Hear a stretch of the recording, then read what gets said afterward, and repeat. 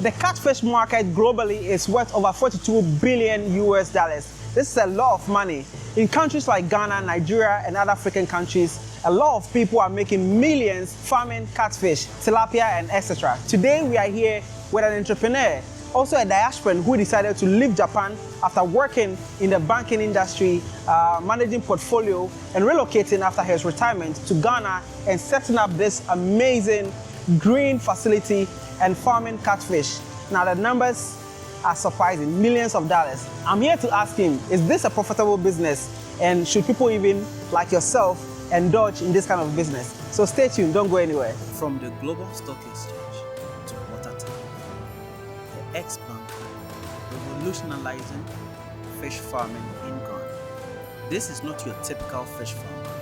This is a story of how one man turned his finance career into futuristic aquaculture nation, and why the future of food might just lie in a place like this. So why aquaculture and not real estate or any other business? Oh, okay. So real estate is real estate is interesting. It has a value, but your money will be locked in. We are a poor nation. How many people are going to rent apartments? How long will it take you to get your payback?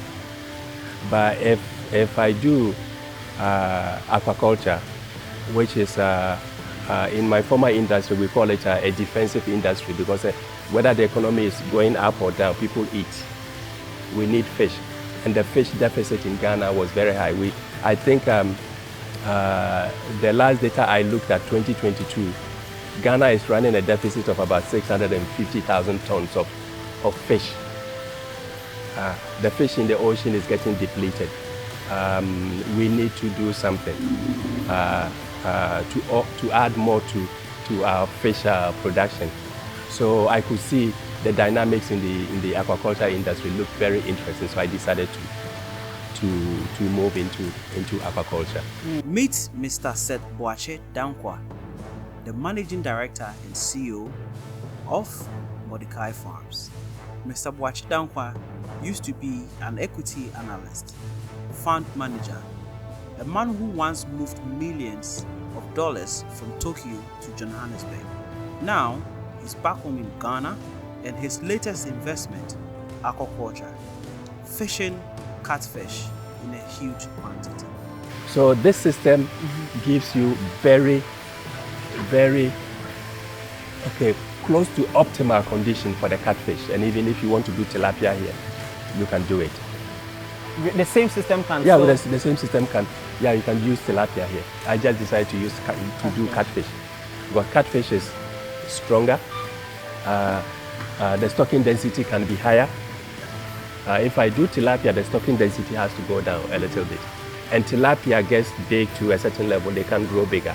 Really? Yeah. But yeah. catfish can grow Catfish can grow big. What is it? As soon as huge kg? If you continue to feed it, it will just grow big. How much kg fish have you had here? Bigger? How many? Your biggest fish here? Oh, I think we have about 5 kilos over there.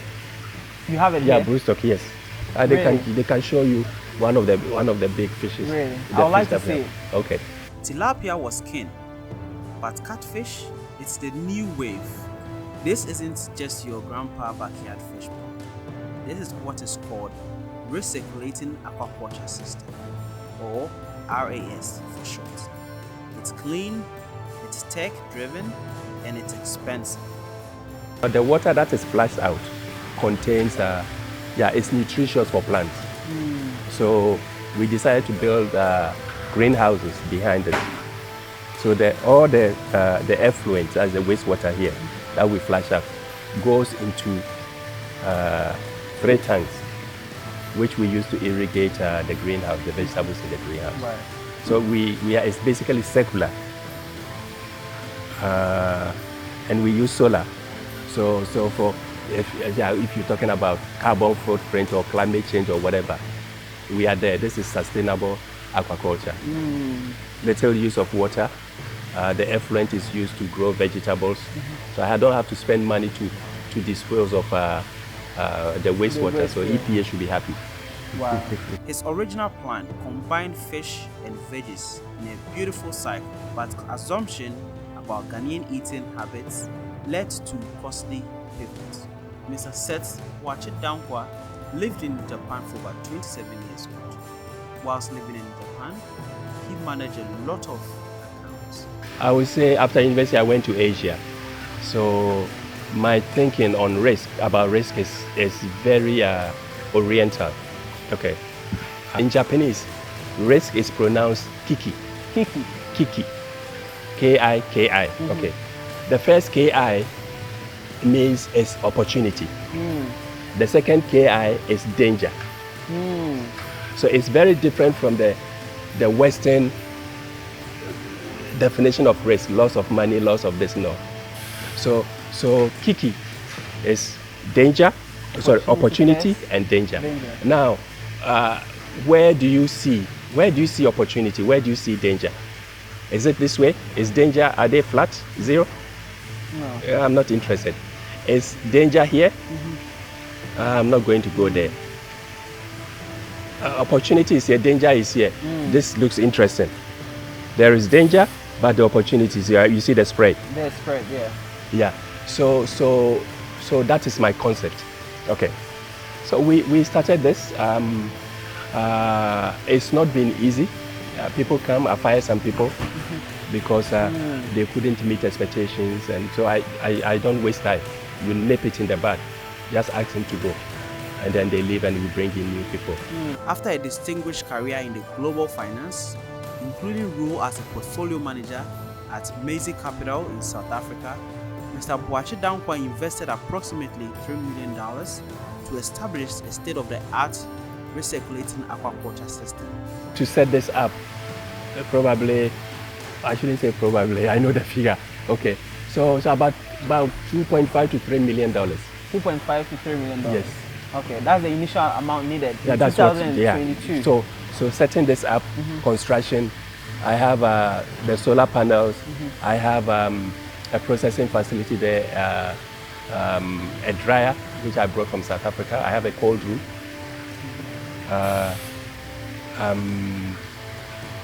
Yeah. Okay. So putting up this building.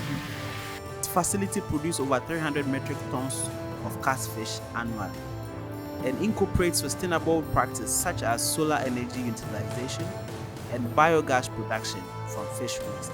His farm also engages in value-added processing, offering both fresh and smoked catfish, and operates greenhouse for vegetable cultivation using recycled water from the fish tanks. So first of all, I told you I wanted to do aquaponics with veggies. And I made a wrong conclusion that Ghanaians don't like vegetables. Don't eat vegetables. So that was something that I think I could have avoided. And I regret the fact that I didn't buy a huge plot of land. You regret that you didn't buy a huge plot of land. This is just on. I bought 3 acres from my brother-in-law, and then I went back to look for another acre. Making 4. So this is on a 4 acre. Okay. So we are stuck. I can't do any expansion. Unless you go to a different location. Yes, so if I had bought maybe 200 acres. 200. I will be making this several types. Expanding on one. Yeah, expanding these maybe one by one, and then get bigger and bigger. I see. My next question to you: if you have any advice for a young Ghanaian who is interested in going to agricultural businesses, what would that advice be? Yeah, I think they should. I will encourage them to do that, but there are a lot of constraints, like you need capital. You need capital to do that. Unfortunately, our banking system. They don't give loan out. Yeah, they don't give loans. If a young guy is going there for a loan, I don't think they will give it to them. And I tell people, just give us a good business plan. What are you going to do? How much money do you expect from this? What are the returns you are expecting? Because if a bank if a bank is able to give you money, they want to know if they will be be sure that you'll be able to pay. Okay. No, they won't give you the money so that you just buy a ticket and go to the UK. Yeah. So I don't have a solution, but probably the banks can come up with something. If you trust somebody, maybe you come up with a plan where they finance them, you guide them, look at the numbers so that they'll be able to pay back, and then after payback, it becomes their own. Yeah. It doesn't have to be a one-man show. Probably 2 or 3 friends can come together and then do it. I see. Yeah. Okay. Yeah. I see. My last question to you before I call you back again. What legacy do you want to leave for Mordecai Farms? What do you want people to, when they hear Mordecai Farms, what legacy do you think, should come into their mind? So I want people to see Mordecai as the company that transformed aquaculture in Ghana. Of course, we want to make money. I don't want them. Oh, they made tons of money. No, I want them to see Mordecai as a company that transformed aquaculture in Ghana. But we're doing sustainable aquaculture. We're combining aquaculture with vegetable plantation. No, we can do a lot. So, yeah, it's that transformation. And also, I want people to realize that yes, we brought some dignity into this fish farming business, because they see fish farmers as maybe brawny, fighting, shouting, but there's class to this. We need to put a class to it. Yeah, we farm, but yeah, we are also cool. I like that. Now you are a diasporan. You've lived most of your life in Japan. Yes. Yeah. So I was in Japan. Yes. And then moved to South Africa. And then I'm back. Yeah. What will you say to people in the diaspora contemplating on relocating and doing businesses like you're doing here? What will you say to fellow diasporans? So first of all, you need to do your homework. What are you coming to do? Does it have a market in Ghana? So when I came, people told me, oh, catfish and soto. It's not true. Really? Yeah. So you can't just put the catfish and people buy. No, you need to go out and do your marketing. Okay, Find out demand. When you're coming home, please come with a strategy. You come with a well-planned strategy. Hit and run doesn't work. I said somewhere that you have to be here. Managing your company remotely doesn't work. Somebody came up and said, oh, yeah, you're making a general statement. But that is my view. If you believe that you can remotely control your catfish farm from the US, good luck. I've heard so many people say this. Yes, no, good luck. If you have somebody who is so nice to do it for you, yeah, you are blessed. Wow. I think you have to be close to the action. You have to be there to make decisions that maybe the farm manager cannot make. He will call me in the morning. This is what is going on. I say, yeah, just do it. Or don't do it. He's happy. If I'm overseas, it will be very difficult. Either you lose the opportunity or he takes the opportunity and it goes wrong. Make huge losses. So come home with your plan. And Ghana is also hard. You need to have some investment amount. Buffer. Deep pockets. Yes, because when I set this up, I have to buy everything from my own bank accounts. Interesting. And you're talking about millions of dollars. Yeah, I did the investment on my own. Of course, yeah, I worked in the investment banking industry. I moved to asset management. I was well paid. I know my background, so I saved money. So I use my money to invest. But it's drying up. I'm sure the viewers would, buy from you and then you make some profit. When we start selling, then we make We will make money and then I'll get my money back. I like that. Send a final message to the people watching you. So if you planning to come to Ghana, yeah, you are very welcome, but please prepare yourself very well. There are a lot of opportunities here, especially in the agribusiness sector. That's how I see it. This is an area where we can create a lot of jobs for the teeming unemployed youth in the nation. It doesn't have to be catfish farming. It can be. I hear cassava is doing well. I hear people doing pig farming, poultry. So yes, there are a lot of things that Ghanaians need. We lack our protein. We need more protein. Ghanaians in general. We need more protein, and meat is expensive. Fish is also getting expensive because marine stock is depleted. So this is an opportunity. It's bad for consumers, but it's good for the investor. That's good. So if you're coming back to Ghana, please, you have to plan very, very well before coming.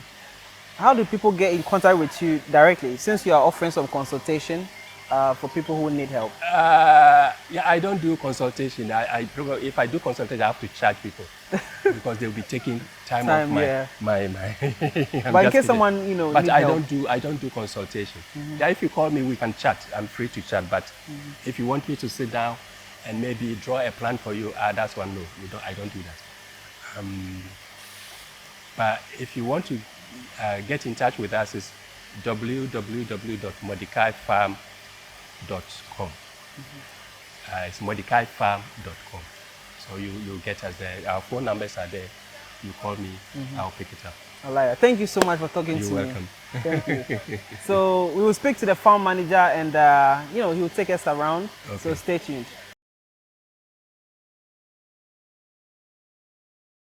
So I'm here with a farm manager. He goes by the name Emmanuel Tete. People are watching you. Introduce yourself to the people, and then we take it from there. Okay, so my name is Emmanuel Tete. I'm a farm manager at Mordecai Farms. So I oversee the day-to-day operations on the farm. I graduated from the University of Ghana, having my bachelor's in crop science major. Yes, and I've been with Mordecai Farms for over 2 years now. I see. Now I see the technology you guys are using here. Tell me about it and take me through the process. Okay, so what we do here at Mordecai Farms is that we raise catfish using the Recirculating Aquaculture System, or what we call the RAS technology. And this is a kind of technology that filters the water and then brings back the filtered water into the fish tanks. Now, what happens basically is that you have your fish in the fish tank, and the water body is the environment for the fish. That's where they live, that's where they eat, that's where they do everything. And the byproduct of them living in the water environment produces nitrates. Now, this water that is coming out of the fish tank goes through a filtration process. Okay. So we have what we call the biological filter. And in the biological filter, we have positive strain bacteria.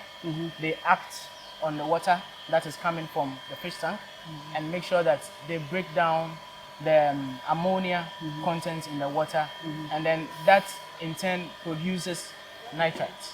Now, this happens in 2 steps. So the first step produces nitrates, and then the second step, that converts the nitrates into nitrates. So the water then goes through the biological filter, now comes out into what we call the solid filter.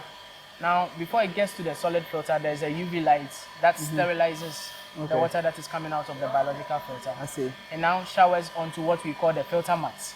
This traps every form of solid that is coming out of the water and makes sure it allows only the water to go through.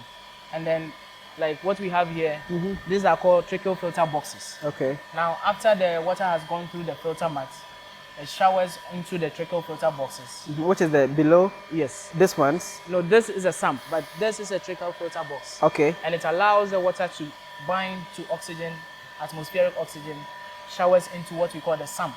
And then in the sump, we have pumps that will pump the clean water back to into the fish tanks. Okay, now show me from scratch. Where are these things you're talking about? Okay, so basically we have an 82,000 liter reservoir with 3 boreholes. 82,000 reservoir? 82,000 liter reservoir. Okay. With 3 boreholes that pump fresh water into the reservoir. Okay. Now the pipes are laid underground, so we cannot see, but I can narrate what happens.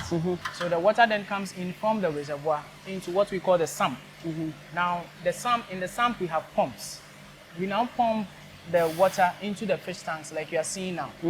This water that is coming into the tank would be changing every about 35 to 45 minutes. Okay. Every time it will be changed, and then the filter water comes back. Now how that happens is that what you see in the middle is a drain pipe. Drain pipe. Okay. Yes. So when more it becomes like an full, outlet. Okay. Yes. So it does not become full because we've perforated the pipe. So there's a level. This level you are seeing, that's the level it will stay. Okay. Yes. And even if it comes up, the perforations you are seeing there is for overflow. Okay. So the tank cannot Overflow. Yes. So now the water drains through the drain pipe. There's a underground pipe. It goes through there, and then it now comes into the biological filter. Okay. And so which one is the biological filter? Now this is the biological filter. This is Okay. where you have the positive strain bacteria that acts on the water that is coming out of the fish tank. And now when that is done, the water now goes through this pipeline, as you are seeing here. When it goes, so every form of solid, say any feed that was not consumed, gets trapped in here when it comes out of the fish tank. Because these are beads, so these do not allow any form of solid to go through. Okay, yeah. They trap them and they are flushed out of the system. Now it allows only the water to go through this pipeline, and then it comes out here. Okay, through the UV. Yes, so as it's coming out from this pipeline, we have a UV light installed in there that sterilizes the water and allows the water to shower onto the filter mat. This is a filter mat. As you can see, it's like a foam. It's a foam, yeah. So it traps every It looks form like cotton. Yes, exactly. It traps every form of solid that is coming from there, because there might be 1 or 2 solids that try to escape. Most of them are trapped in here, but this has a surface area that is good enough for the bacteria to grow on. That's why we are using this. So every form of solid is trapped on here, allowing only the water to shower into what we call the tracheal filter boxes. So you have 2 boxes here. Yes. Okay. Filled. 2 levels. Yes, filled with the beads as we've seen. So now you see the water showering into the tracheal filter box. It goes through this. So this is also installed to make sure that there's no solid still going through the system. So we are only allowing the clean or filtered water to go through the system, and then it goes into what we call the sump. The sump. Now the sump is more like a mini reservoir for the aquaculture unit. Okay. So now the water then settles in the sump, and then we have pumps in there that pumps the water back into the fish tanks. Into the fish tanks. Yes. Okay, and then that's the fish tanks. And those are the fish tanks. I see. So at Mordecai Farms, we have in our grower section, we have 32 tanks in total. 32 tanks. 32 tanks. On the above or yes, below? above. So the black ones you are seeing are the tarpaulin tanks that contain the fish. Okay. So we have 16 on this section and then 16 on the other section. Okay. And it's a decoupled system. So we can decide to work in this area, shut the side down. That's how it works. But for maintenance and etc. Exactly. So what happens is that the 16 tanks on this section are used for receiving fingerlings. I see. From the hatchery. Okay. That's the closest to the hatchery. So anytime there is a transfer of fingerlings from the hatchery, one will be happening tomorrow. We transfer the fingerlings from the hatchery, bring them on that side of the farm, raise them till they attain the weight of about 500, 600 grams. Okay. And then they get transferred to the other side of the farm. I see. Yes. And that is to say that when they've gotten transferred to that side of the farm, we are growing them to about 1 kilo sizes for our customers. Okay. Yes. Or we are growing them to get to the stage where we would process them. Because at Mordecai Farms, we process our fish as well. We oven dry our fish. Really? Yes. So I we see. have the Can I killed. also get to see that? Yes, yes, Okay. yes, yes. We have the oven-dried killed catfish, and then we have the oven-dried sliced catfish. I see. I'll take you through the processing as well. I see. Yes. Thank you. Now you're saying you have 82 liters, 82,000 liters. Yes. right now. With this reserve amount of water, how long does that circulation go for before you change the water? Okay, so because the water in the tanks are changing about every 45 minutes. It's Okay. changing. Okay. But that is for the aquaculture unit, Okay. the farm itself. Now, for us to bring in fresh water, we take what we call daily water quality parameters. We check that every day. Checking temperature, pH, you know, and then there are the advanced ones. We are checking TDS, we are checking EC, we are checking nitrates to tell us of the water quality for the fish. I see. Because like I said, the water is the living environment for the fish. Animals. Yeah, so yes. if it's not conducive, then we are going to have mortalities. So with our daily checking, we know that, okay, today we have to change the water because maybe there's a spike in the nitrite level. That's when then we bring in fresh water.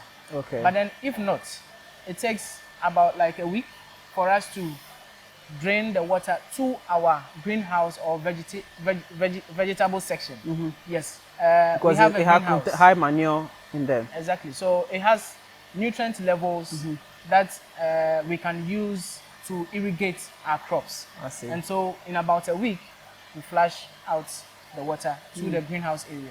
I see. Yes. Wow. Wow. This is incredible. So which one of these is the bio filter and which one is the technical filter? Okay. So this is the technical filter. This is a technical Yes, filter. and- Okay.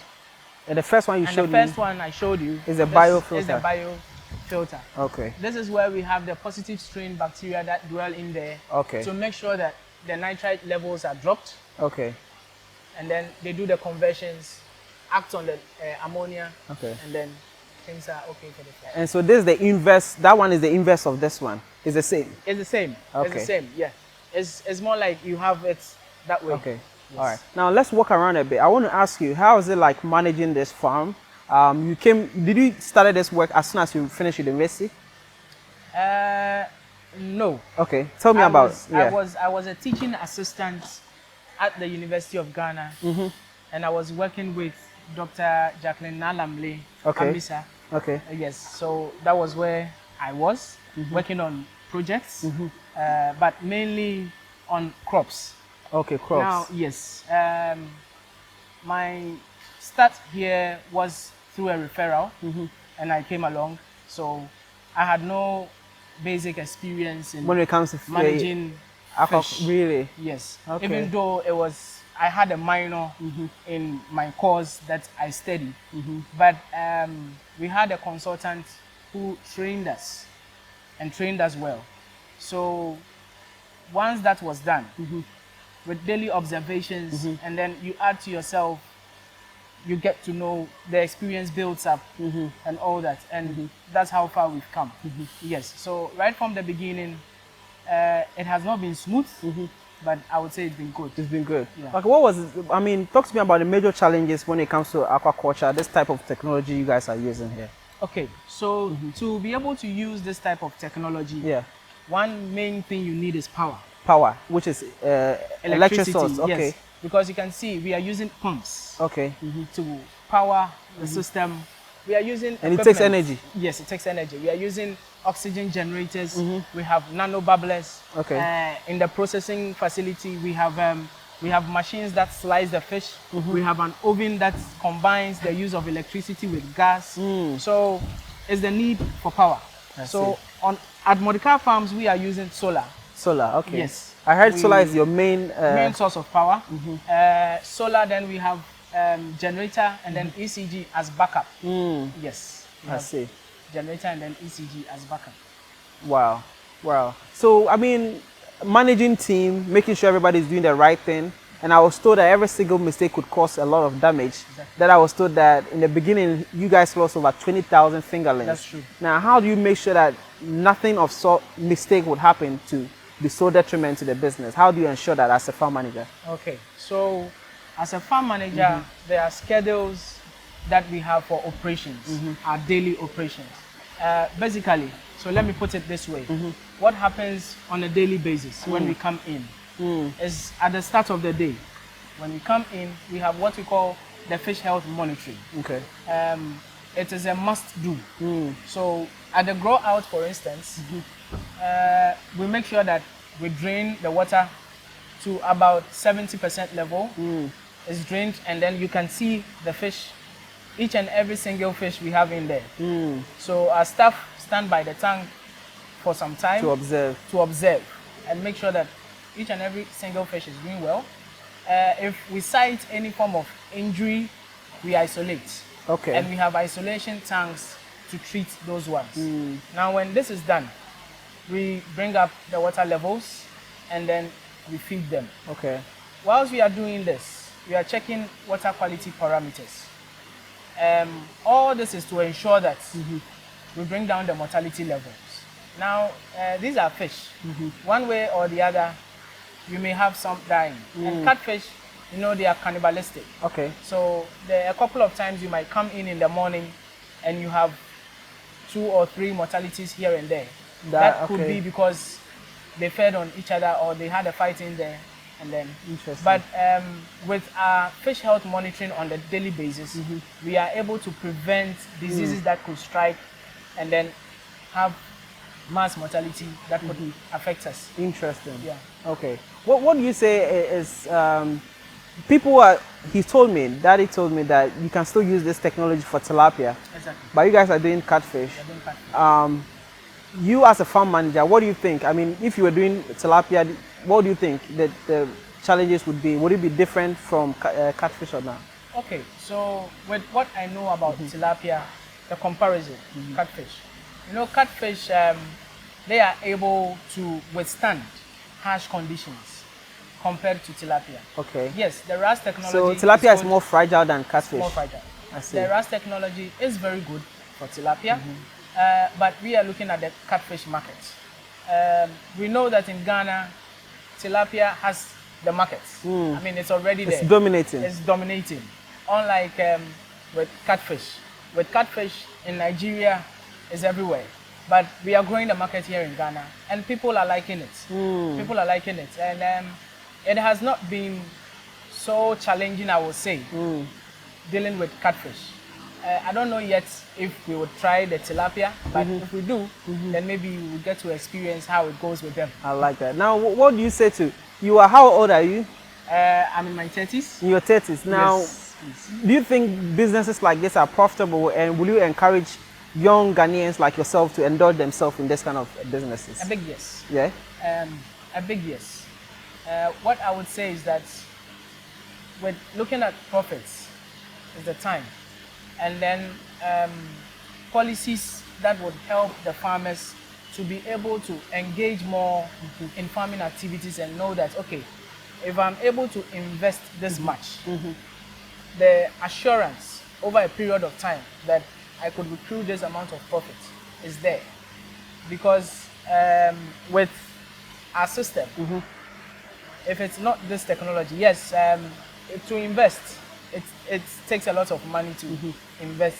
But then if we are able to, even at a small scale level, to start the business and keep it running, people eat fish every day. Egypt, one thing that holds them down is their aquaculture sector. Yes, so I believe In terms of economic yes, GDP. exactly, yes. So I believe we can do that in Ghana too. Why not? Now with Galamsey spoiling our rivers everywhere, river bodies, inland aquaculture is the go-to thing. It's also good, right? Yeah. So you are saying that people can reinvest their money into aquaculture and leave Galamsey behind and still make that much profit. Yeah. Okay. Yeah. I like that. It all depends on your perspective, how you are looking at it. That's what I'm saying. I see. Well, I mean, look, give an advice to investors and folks interested in coming into this kind of business. What do you think they should know before entering aquaculture businesses and even catfish? Okay. You should know your business, I would say. You should study the market because, you know, in Ghana, the market is fragmented. It's not like how we have it elsewhere. And then in terms of production, there are times where you could produce and have off-takers come take everything. So you should study the markets, know where and who you are selling to, and know the business. Yeah, I would say know the business, get an expert. Expert advice, very, very important. For us at Mordecai Farms, we have a veterinary doctor on our platform. He has been with us from the very beginning, advises us as to what to do when we've had any disease incident and all of that. So you would need experts on your platform to work with as well. It's very essential. Very, very essential. Send final messages to the people watching. What would that message be if you have any final message today? Final message. I would say, let's help promote Ghana. Let's help grow Ghana. Let's try to invest in Ghana because Ghana is what we have. Yes, it is good to get the money elsewhere, but let's come back home, invest, and build businesses that will help Ghana thrive on. I like that. Now, talk to me about how many fishes, catfish, are in one barrel like this. Okay, so for each tank, we can stock to about 2,500 fishes. 2,500 fishes? Yes, we can go to that extent, but we don't. At the moment, our maximum, we are stocking to about 1,500 fish. 1,500 fish? Yes. Okay. Okay. Yes, per tank. We're stocking to about 1,500 fish. What happened to this fish? Yes, so like I was saying, because they are cannibalistic, at every point in time, there's the weaklings have been taken out. So once you are identified to be weak, they feed on you. Wow. That's very interesting. Yes. Now, how much do you sell per kg? Okay, so our farm gate price currently per kilogram weight of fish is 35 cedis. 35 cedis per kg? Yes. Okay, and how many, if you say you have 1 kg each here and you have 1,000, how many, okay. So if you have 1 kg and you have 1,000 in there, then that's 1 ton. 1 ton? Yes, that's 1 ton. So that would be 1 ton or 1,000 by 35. Wow. Have you gotten off-takers who came in to buy such a ton? Okay, so we have different types of customers who buy from us at Mordecai Farms. We have our point and kill customers who always want the 1 kg and above sizes, and we have those who buy from us the smoking sizes from around 500, 600 gram. We have walk-in customers who come from their homes to say, I need some 5 kilos to prepare some soup. So we sell to anyone at all who come to us to buy. I see. At all levels. I see. But what is the maximum tonnage you've sold at a go? Oh, at a go. At a go. We've done 2 tons at a go. Okay. Yes, we've done 2 tons. That's 2,000 kg. Yes.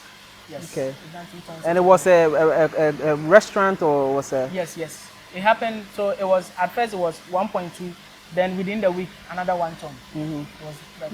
Now, in terms of the purchase, example, let's say a client want to buy, but they want to use it over a month, right? How does that work? How do you transport it if that happens? Okay, so usually what happens is that currently we don't deliver to our customers. Okay. With such huge tonnage, they come to us. They come with their trucks and their tanks, and then we sell to them. Yes. Okay. So it's their responsibility? Yes. Not yours? Yes. Okay. I see. Well, I mean, unfortunately, we can't look at the hatchery, right? But what can you tell me about hatchery? Okay. So I would say the hatchery is where everything starts at Mordecai Farms, because that is where we produce the fingerlings that come to our grow-outs. Because our fingerlings that we produce are for captive use, we spawn in the hatchery. So what we have 4 basic units in the hatchery. We have what we call the incubation units. We have what we call the fry units. We have what we call the holding tanks. And then finally we have what we call the fingerling units. Now in the incubation unit, that is where the spawning happens. If I say spawning, it's a method of artificial reproduction in catfish. So what we do is that we have the breeding pairs or the broodstocks. We select them, we infuse the female, release the eggs, kill the male, bring out his milk, mix it up with the eggs of the female, spread out in the incubation units. Over a period of time, the eggs are hatched. We see what we call the fry. Now, after the fry are hatched, we move them to what we call the fry units. In the fry unit, we keep them there for some time, and then they get transferred into the holding tanks. Okay, which one is the holding tanks? The holding tanks is more like a nursery. Okay. So in the fry units, they are very tiny, small. After they've stayed there for about 2 to 3 weeks, and we've brought them into the holding tanks. The holding tanks are much bigger, about 1 meter by 1 meter. So should I say 1 meter square tank? That is where they will stay for another 2 weeks. And then finally we move them or sort them into what we call the main system or the fingerling unit. Now, the reason why it's called the fingerling unit is called the main system is that we are using a RAS technology. And in the hatchery, that is where the main RAS technology is for the hatchery. Now, in all the other units that I've mentioned, we practice what we call flow through, meaning the water that is coming in does not go back into the tank. Okay. So that water flows out. Okay. But in the fingerling unit or in the main system, the water that is coming into the tank is filtered, just like I described for the ground. So it also goes through a biological filter, then goes through a mechanical filter, through a UV light, settles in a sump. Also in the hatchery? Yes, also in the hatchery. Oh, wow. So that's for the main system or the fingerling unit. So it goes to the hatch? Yes, so it goes, so from the tank, goes through the biological filter, through the mechanical filter, down through the UV light, settles in the sump, gets pumped back into the fish tanks. I see. Yes. And the cycle repeats? Yes, it goes I that see. way. I see. Wow. Some of the mortalities, right? You can still sell them, isn't it? The mortality, no, we don't sell mortality. What happens to them? Well, we discard them. You discard them? Yes, we discard them. Because you don't know what killed it. Exactly. But even if we know that it was through cannibalism or something, we don't sell. You don't sell? Even the staff, we don't allow them to take. Wow. Okay. See, these are what, 900 grams? Yes. Okay, almost a kg. Yes, almost a kilo. Wow. It's not possible for me to hold them, is it? You can hold it. I can hold them. But you say it stinks, right? Yes. It depends on how you hold it. Okay, can you take it out? Okay. Oh, okay. 900 grams. Yeah, that's enough. Interesting. Can I hold it? How do I hold it? Try. Okay, so like Exactly when I wanted to hold it. like that. So I hold it like that. You grab it by the neck. By the neck. Yeah. Okay. Like that. Tight. Tight. Yeah. Okay. You should have the grip. If not, Wow, they're so slimy. yes, exactly. Oh wow. So like that, and then you cover. Exactly. Okay, So, like guys, that, I've hold it enough. Okay, they're very slimy and smooth. Yeah. Oh wow. Is this what they call adjini? Yes, this is agility. Okay. So Impressive. the slime comes off as a measure to protect themselves. From So it's a being mechanism of catched. protection. Okay. Even for pathogenic infections. Okay. They release that. What Or is stress. pathogenic? Say there are disease-causing organisms Okay. that could cause diseases for them. Okay. Or they undergo stress. I You see. them releasing it. I see. All right. Okay, interesting. Now, before we go, what other things do you think we should know about this farm, Mordecai Farm? Sorry. Okay, so at Mordecai Farms, we do what we call processing, like I mentioned earlier. So we have the hatchery where we produce the fingerlings, bring them to the growers. Now we raise them, as you are seeing, to about 1 kilo size, and then we have the ones that we process as well. So we have fish that we take to our processing facility. We gut them open, take them through a process, and then take them to the oven to dry them, properly dried. Where's the oven? I'll take you to the processing Okay. facility right from here. We don't use, say, the chocolate oven or Really? any traditional, conventional way of smoking. So this is more high tech. It's a modern technology that we are using for the drying of our fish. Okay. And that's how come we call it oven dried Oven dried. catfish. Okay. And it's consumed by the local market. I see. Do you know how much tonnage you sell per week? For the dried? Yeah. No, for both the fresh fish and then the dry. For the fresh fish, Yeah. it's not stable.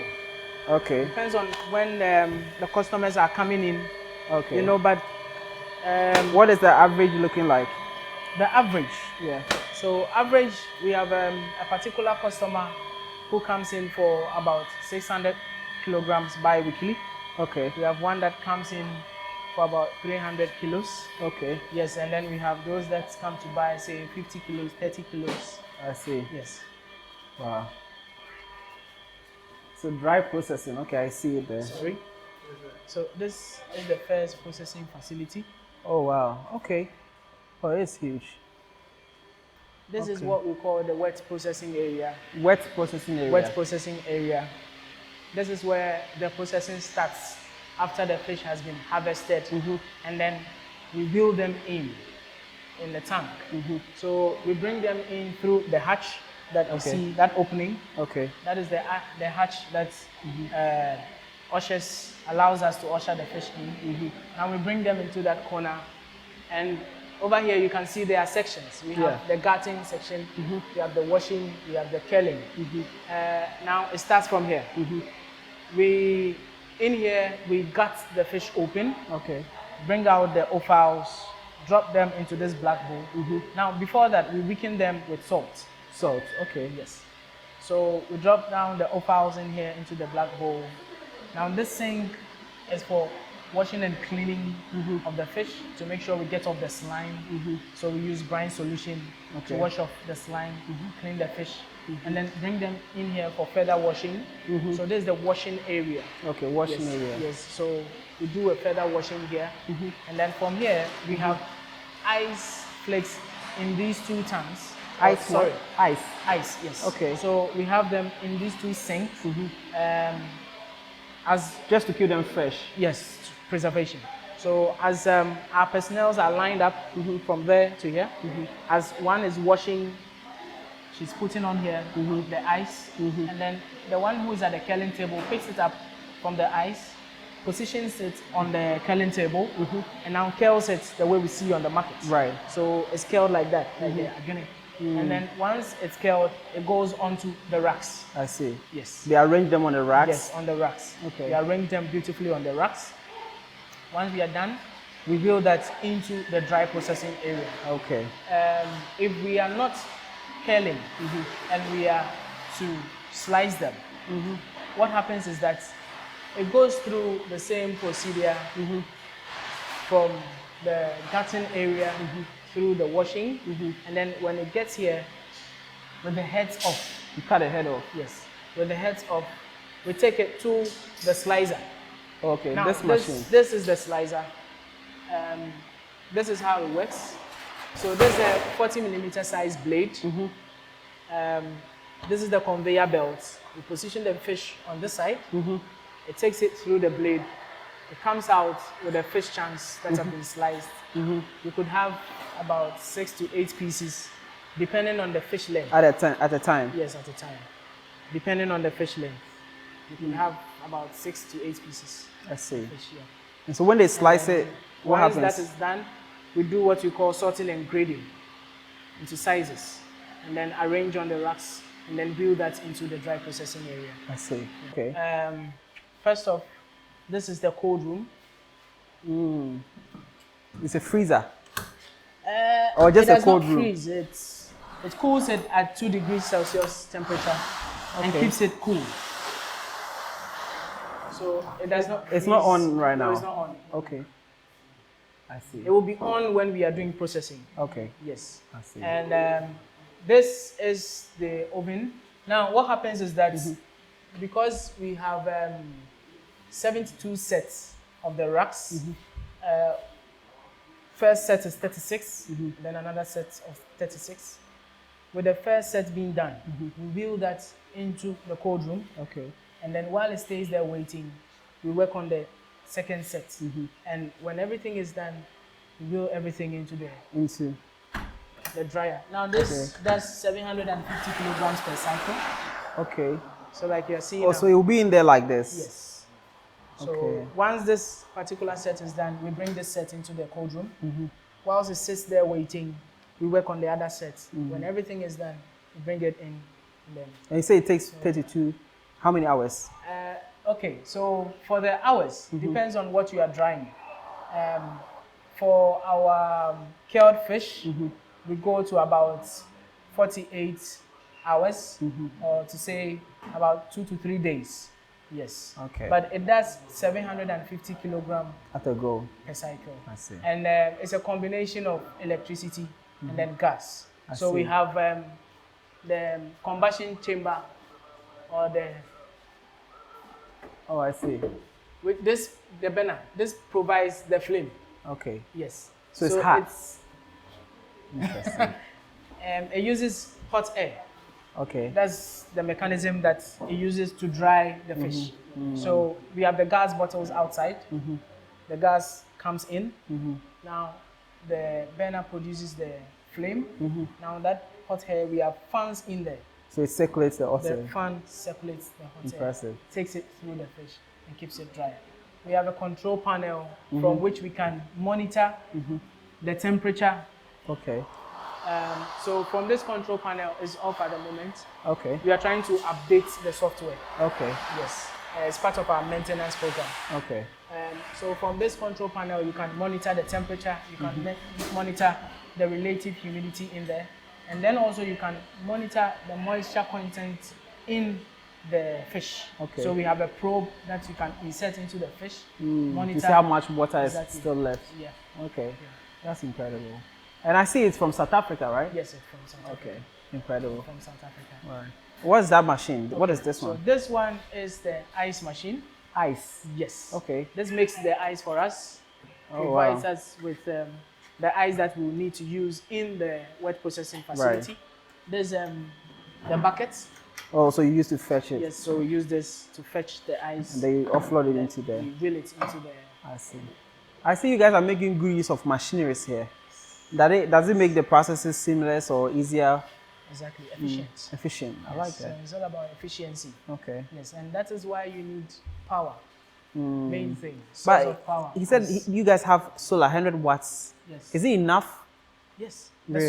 The solar is our main source of power for the entire farm operations. Everything we do here is solar. Solar. So you guys are really green. Yes. Wow, so your carbon footprint is almost very down. I see. What do we have here? Okay, so this is supposed to be the packaging area, or the packaging facility. Now, this is where after everything is done in the processing areas, we bring the dry fish, come pack it up here. But as you can see, we've not completed the facility, so we are not using this section for the packaging yet. Okay. Yes, because we want to do the right thing, make sure that everything is in place, and then before you start. We start. This is a vacuum sealing machine. A vacuum sealing. Vacuum sealing machine. So also it sucks out the air. Exactly. And then so it can last for a long period of time. Yes. So what we've been using this for is to vacuum seal fresh fish for our customers who ask us to. Say the person is traveling or going on a long journey with the fish and wants us to vacuum seal for him or her. We do that with this machine. Right. And that's why it's here. I see. That's very incredible. And what is that? The yellow thing there? Oh, that's meant to be a shredder. A shredder? But at the moment, we are not using it. Okay, wow. So I see you guys have an outdoor section there. What is that? Can you show me? Yes. Okay, so basically, this is it for the aquaculture section. Okay. And now what you see there is the greenhouse section. Greenhouse, or the vegetable unit. Okay. What happens here at Mordecai Farms is that because we practice circular economy, we are using everything within. So nothing like waste goes to waste. Goes out there. And then we are trying to make sure that we preserve the environment. We don't release anything into the environment. That makes Exactly. the environment. So we are protecting the environment as well. So what we have there are 11.3 by 30-meter greenhouses. Okay. That we are using to grow vegetables. So Okay. in there at the moment we have cucumbers growing. Okay. We have tomatoes, and then we have bell peppers growing. I see. And what happens is that we channel the water from the aquaculture section straight into the greenhouse section, and then we use that water to irrigate. Irrigation through there. Okay. Almost like aquaponics. Aquaponics, yes. I see. Can we go take a look? Yes, we can. Awesome.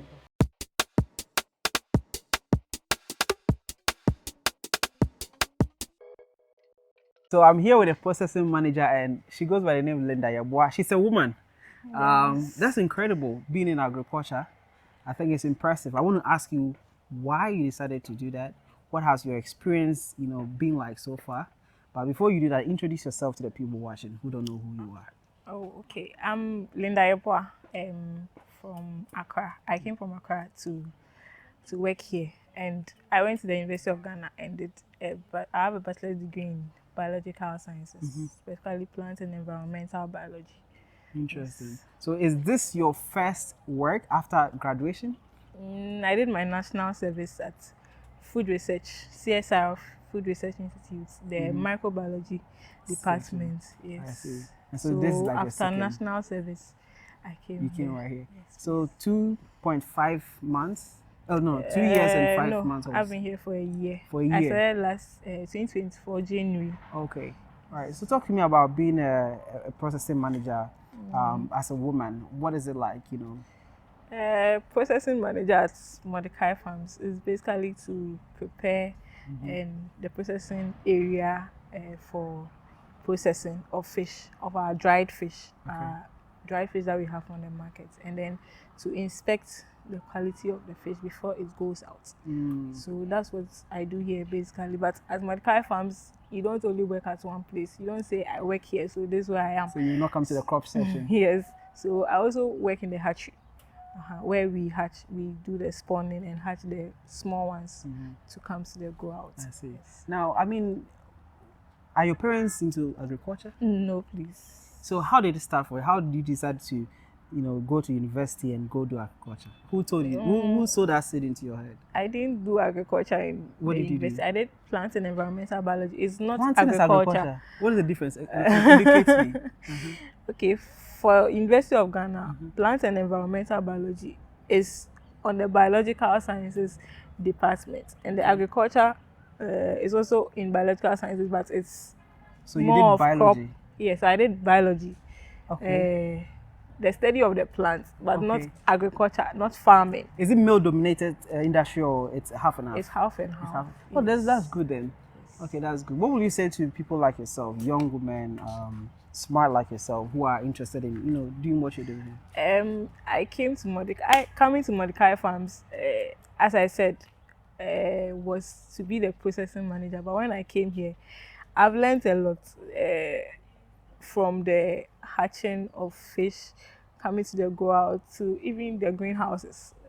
It's very interesting, and like I'm learning a lot. How do I put it? Yes, I'm learning a lot. Yes. Usually people would be bothered that, okay, you're putting me outside of my work responsibility Yes, that yes. initially was agreed upon. But you are saying you appreciate the fact that you I get to appreciate learn the fact that other. I'm learning. Yes, and from even we being trained to have to plant tomatoes, harvest, you can even do it at home. Yes, and get your side business or something. Yes, Interesting. So you've learned all those So things. I've learned all those. So you can set up your own farm at home one day. Hopefully. Okay, I like that. So what does the hormones application does to the plants? Okay, so for the hormone application, we apply it to the flowers. So like on the open field, they have pollinators that pollinate the flower to form the fruits. But in the greenhouse, you don't have those pollinators. It's an enclosed place. So the hormone has that this one that pollinates the flower and then forms the fruit. That's why we apply it on the flowers. I see. Okay, what is she doing? She is taking out the suckers. So on a tomato plant, You see that on the main stem, we have the flower coming out. Yes. Then on the main stem, between the main stem and the flower, you see another leaf coming out. Yes. They are suckers. They actually grow faster than the main stem. Okay. And then they take out more of the nutrients Oh, that will be needed given for- to the plants. Yeah. So you So take that's it why out. we take them out, so that the fruits, they can get the enough nutrients that they need, and then they grow faster. That's interesting. Okay. And what is she doing? She is also taking out the suckers, because normally after we've pruned, they go down there in between, so you have to be taking them out. You have to be constantly taking them out. constantly taking. Is it like because a they daily thing? Yes, every day when you come in, you see a sucker, you take it out. I see. You take them out. I see. So you see, for instance, this one. Oh, okay. This is So a that sucker. is a sucker. So you Yes. take it out. So you break it. Interesting. And you were telling me you guys decided to only let women do this Yes. because of Patience. You have more Yeah, they have patience. more patience. guys. There you go. Yes. All right, that's interesting. Okay, is this kind of business profitable? Yes, please. It is. Yes. Now that tomato is not in season, it's expensive, so you make more money growing tomatoes. That's very Now. interesting. Yeah. So a So kilo is like 40 cedis. Really? Yes. And how many kilos can one greenhouse produce? Oh, one greenhouse. This whole greenhouse. Okay, we have about 800 plants. Let me put Okay. it at 800. And then on a plant, this is a new variety that we are growing, so we don't know. We are now checking the number of fruits and the That will weight be- that will come out from one plant. One plant. But usually the old ones. The old, we've grown like two types of tomatoes. Yes, they were all trials, so Okay, we didn't trials. really know. For this one is this one, so we know we are checking. But are you sure of the? You don't know the output tonnage total. Okay, so this one they are saying it can give you, for a plant, can give you about 25 tonnage or 5 kilograms per plant. per plant, and you Yes. have how many plants? And we have about 800 plants. 800 plants. Yes. And you said the different varieties were selling for 40 kg, No, 40 Ghana cedi this per- one, this this one. particular one, 40 kg. Sorry, 40 Ghana cedis per per kg. kg. Oh wow, Yes. guys, you can do the maths. Interesting. Yes.